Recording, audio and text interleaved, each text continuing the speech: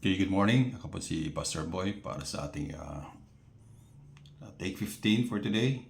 At ang babasahin natin ngayon is Revelation chapter 12. So, let's all read. Revelation chapter 12, the woman and the dragon, verse 1. That I witnessed in heaven, an event of great significance. I saw a woman clothed with the sun, with the moon beneath her feet, and a crown of 12 stars on her head. She was pregnant, and she cried out because of her labor pains and the agony of giving birth. Then I witnessed in heaven another significant event. I saw a large red dragon with 7 heads and 10 horns, with 7 crowns on his heads. His tail swept away 1/3 of the stars in the sky, and he threw them into the earth. He stood in front of the woman as she was about to give birth, ready to devour her baby as soon as it was born. She gave birth to a son who was to rule all nations with an iron rod. Their child was snatched away from the dragon and was caught up to God and to his throne. And the woman fled into the wilderness where God had prepared a place to care for her for 1,260 days. Then there was war in heaven. Michael and his angels fought against the dragon and his angels. And the dragon lost the battle. And he and his angels were forced out of the heaven. This great dragon, the ancient serpent called the devil, or Satan, the one deceiving the whole world, was thrown down into the earth with all his angels. Then I heard a loud voice shouting across the heavens, "It has come at last, salvation and power, and the kingdom of our God, and the authority of his Christ. For the accuser of our brothers and sisters has been thrown down to the earth. The one who accuses them before our God day and night. They have defeated him by the blood of the Lamb and by their testimony. And they did not love their lives so much that they were afraid to die. Therefore, rejoice, O heavens, and you who live in the heavens rejoice.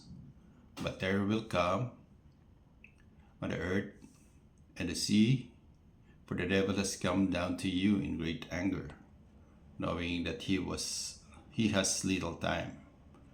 When the dragon realized that he had been thrown down to the earth, he pursued the woman who had given birth to the male child. But she was given 2 wings like those of the great eagle, so she could fly to the place prepared for her in the wilderness.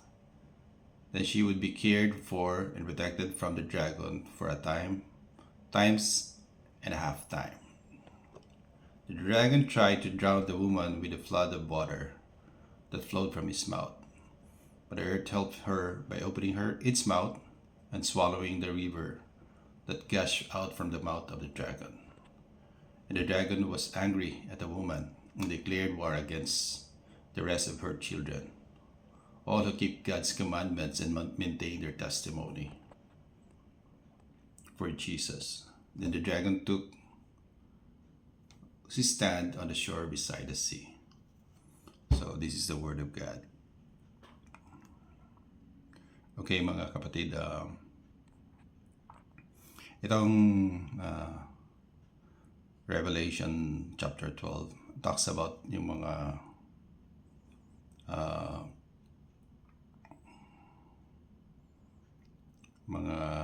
nangyari before, plus mga prophecy din na which about to come or will happen.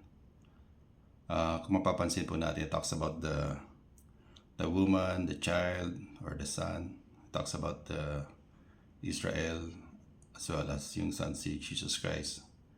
And even yung pag-akyat ni Jesus sa taas, sa heaven.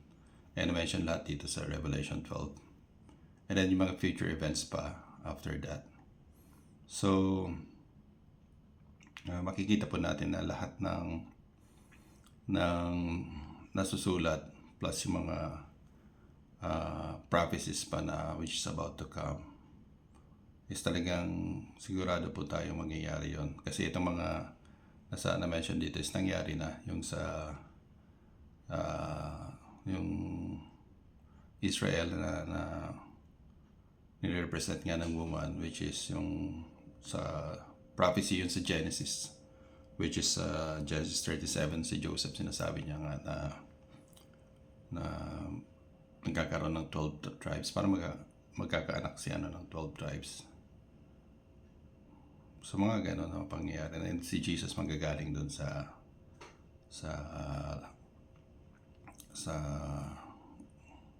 nation na yun, which is Israel.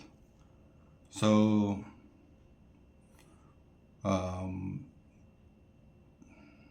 as we could recall yung first Sunday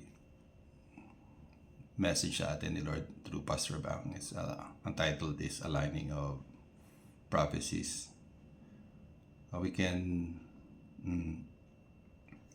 really claim na lahat ng prophecy dito sa Bible is nangyari plus mangyayari.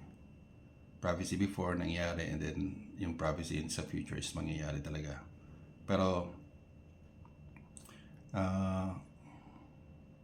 we're so blessed na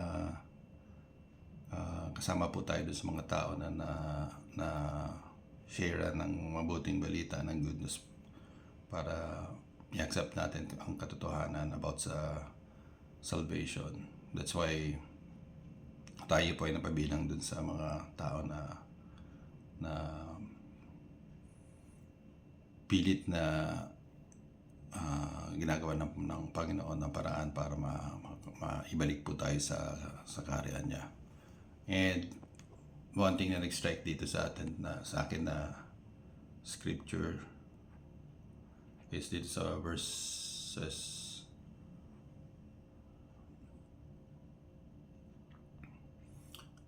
I think it's verse 10.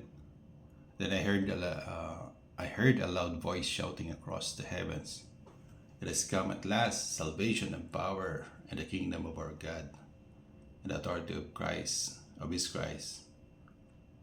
So yun ang sinasabi. Yung salvation come and power of the kingdom of God come at last, sabi. And the authority of our Lord Jesus Christ. For the accuser of our brothers and sisters has been thrown down to the earth. The one who accuses them before God day and night. And they have defeated him by the blood of the Lamb and by their testimony. But they did not love their lives so much that they were afraid to die. Therefore, rejoice, O heavens, and you who live in the heavens, rejoice. For terror will come down to the earth. For the devil has come down to you in great anger, knowing that he has little time. So nakikita po natin na mag-rejoice po tayo dahil sa salvation na naging available para sa mga tao. Kaya lang, nandito rin ang kaaway, nagkukumahog din kasi nga he has little time talaga para ma-sway yung mga tao into his plan na ma-deceive niya. So yun nga po, mapalad po tayo. Kasama po tayo dun sa mga tao na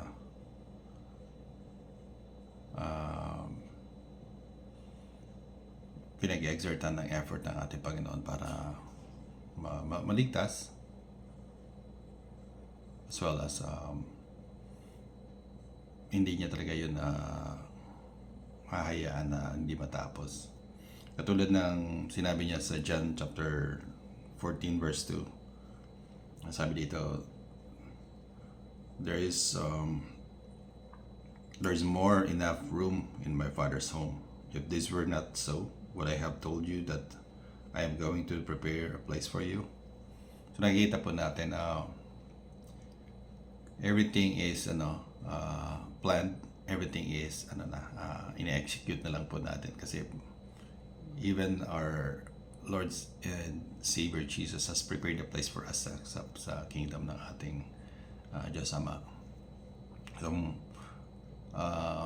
yun mga kapatid, I think kailangan lang natin magstay dun sa katotohanan na to.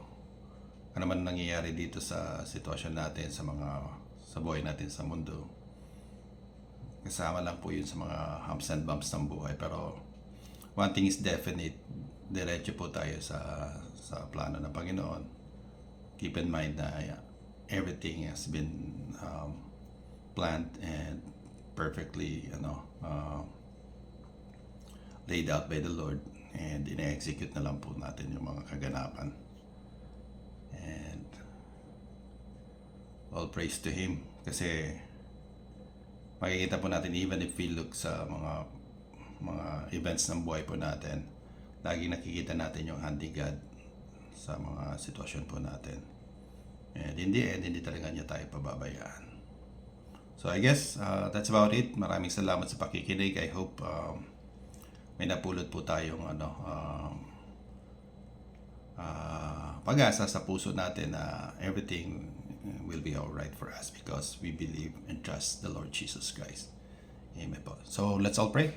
Father God, thank you so much for this new day for us, Panginoon. I thank you so much, O God, for the good health, as well as, Lord God, all the things, Panginoon, that's in store for us for the day.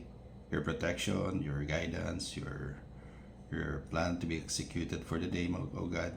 Maraming salamat po, Panginoon, sa lahat ng biyaya na nakalaan sa iyong mga anak, sa amin po, Panginoon. Hindi man po kami karapat-dapat, subalit ginawa mo kami karapat-dapat dahil sa pananampalataya namin sa iyong anak na si Jesus.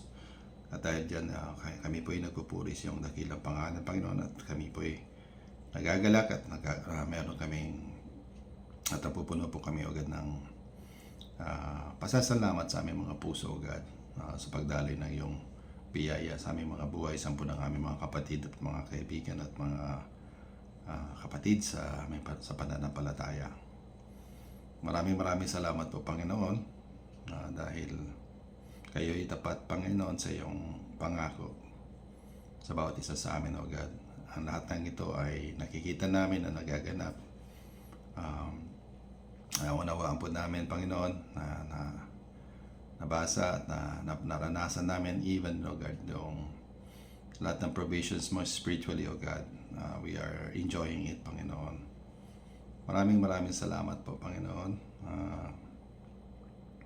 Nawa, Panginoon, as mas marami pang tao makasumpong sa katotohanan ito through us, O God, that they will see, Lord God, this hope in our lives, my Lord, in Jesus' name. Maraming salamat po. Binabalik namin ng lahat ng kapurihan sa iyong dakilang pangalan. Sa pangalan ni Jesus, Amen and Amen. Salamat po, mga kapatid.